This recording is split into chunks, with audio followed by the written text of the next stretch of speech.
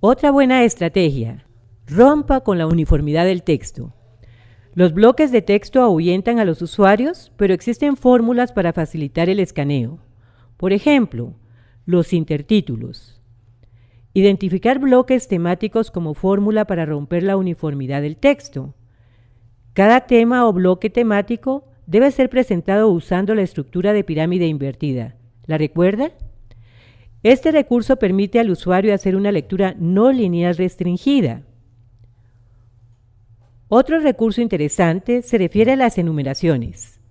Los ítems dentro de una enumeración permiten ofrecer una lectura no lineal del contenido. Eso sí, recuerde limitar el número de ítems de la enumeración. La regla es la siguiente: 7 más o menos 2, es decir, un máximo de 7 y no menos de 2. Recuerde también no utilizar números para identificar los ítems en la enumeración. ¿Y qué novedades hay con relación a los textos en otros formatos y plataformas? Por ejemplo, veamos los blogs. Cualquiera sea la forma de presentar o estructurar un contenido en un blog, el título es el recurso por excelencia para advertir al usuario a lo que se va a enfrentar. Un buen título rescata un texto pobre o diferentemente estructurado. Con relación a la estructura, veamos algunos elementos importantes y que es necesario tomar en cuenta antes de abrir un blog. El diseño de interacción de un blog es relativamente sencillo. Suele constar de una estructura básica en la que habitualmente tienen cabida los siguientes elementos. Lo primero, el título del blog. Este normalmente coincide con la dirección en Internet o URL. Tagline es la frase que subtitula el nombre de un sitio web y es importante porque es donde indicaremos de lo que trata el blog, qué temas son los que abarca. Normalmente se ubica en la zona superior de la página principal, cerca del título o debajo de él. Páginas estáticas. Estas suelen ofrecer información sobre quién es el autor del blog, el porqué de su creación, algo de su historia y una forma de contacto con el responsable. Con relación a las entradas, posts o anotaciones, estas son las noticias o artículos que se van incluyendo cronológicamente. Los comentarios son las aportaciones que hacen los usuarios al final de cada entrada de forma voluntaria. En algunos blogs se admiten por defecto y en otros necesitan la aprobación del autor. Blogroll es una lista con enlaces a los blogs que seguimos a amigos del autor. Categorías constituyen el sistema con el que organizar y filtrar la información que contiene cada entrada y ayudan a clasificarla y facilitar las búsquedas dentro de los bloques que agrupan entradas relacionadas entre sí. Las etiquetas o tags se corresponden con las palabras clave que mejor representan el contenido del post. Muchos blogs tienen nubes de tags desde las cuales podemos llegar a listados de entradas etiquetadas con el mismo blog. Una vez establecido el diseño gráfico, hay que decidir algo fundamental: ¿qué mostrar en la página de inicio? ¿Una única entrada larga? ¿Varias largas? ¿Una selección? Aunque todas son válidas, la opción más indicada probablemente sea la última, es decir, una selección, una serie de titulares y resúmenes que permitan acceder a las últimas noticias publicadas en el blog. ¿Cómo escribir una entrada para el blog? Una entrada de un blog debe mantener el equilibrio entre el tono profesional de un medio tradicional y la informalidad de la conversación hablada, conservando la calidez que caracteriza a Internet. Las entradas, es decir, los posts o anotaciones, deben estar escritas de forma directa e informal, evitando en lo posible el exceso de coloquialismos, el uso de emoticonos o el lenguaje SMS. Los blogs permiten un acercamiento único a productos, servicios, lugares, hardware, software, porque la opinión del bloguero es honesta e independiente y, por lo tanto, muy valiosa para el lector. Con relación a la extensión y el contenido, una entrada de un blog tiene que tener el número de palabras necesarias para desarrollar la idea que se quiere transmitir. A veces, con 2 líneas y una imagen se consigue mejor que con una parrafada en la que no se dice nada.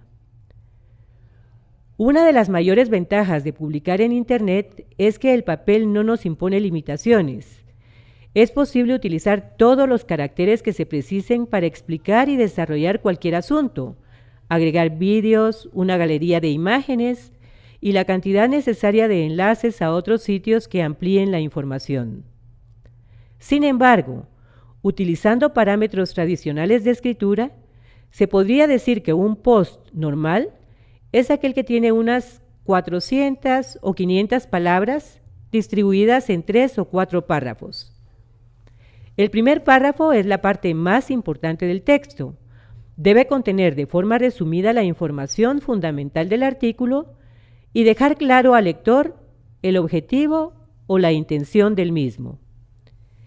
Este primer párrafo debe entonces especificar la fuente o fuentes de información en las que nos hemos basado para escribir la entrada, añadiendo el enlace correspondiente, y si la información que se presenta es un rumor y por tanto no está confirmada todavía.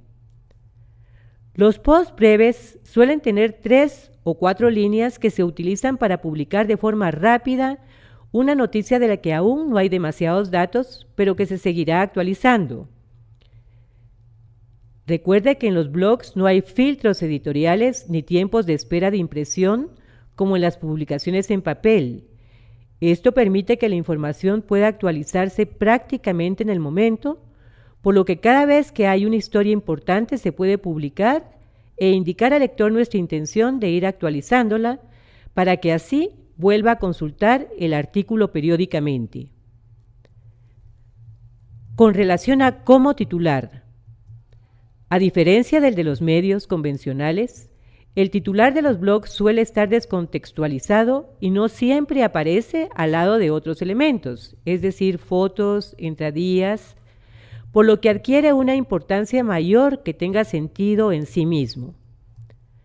El título de una entrada es uno de los elementos más importantes y, en muchos casos, resulta determinante para que el blog sea muy popular y comentado. Ahora veamos los microblogs. Twitter, es decir, el mundo en 140 caracteres. Noviembre de 2008. El blog, esa plataforma que democratizó el periodismo, está muerto o como mínimo pasado de moda. Esto lo dijo Paul Botton. Y agregó Twitter, publicación de fotografías, Flickr y Facebook. Esto es el hoy. En este tipo de documentos, los títulos deben ser breves y concisos, con mayor razón que en un blog.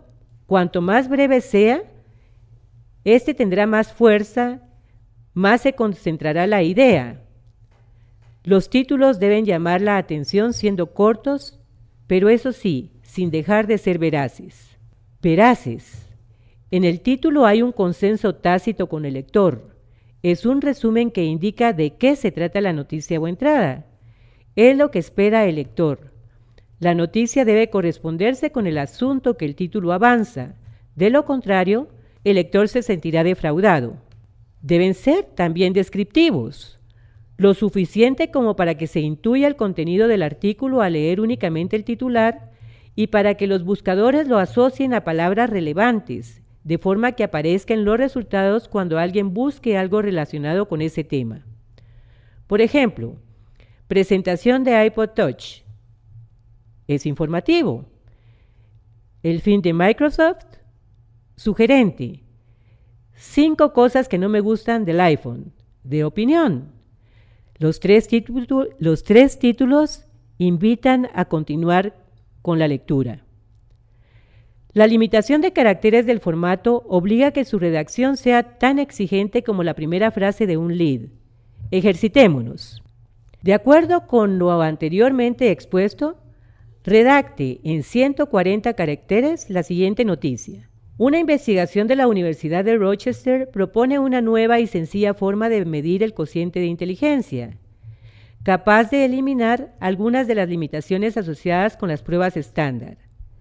Se trata de una tarea visual tan simple como determinar en qué dirección se mueve una barra que aparece en la pantalla de un ordenador, a la derecha o hacia la izquierda.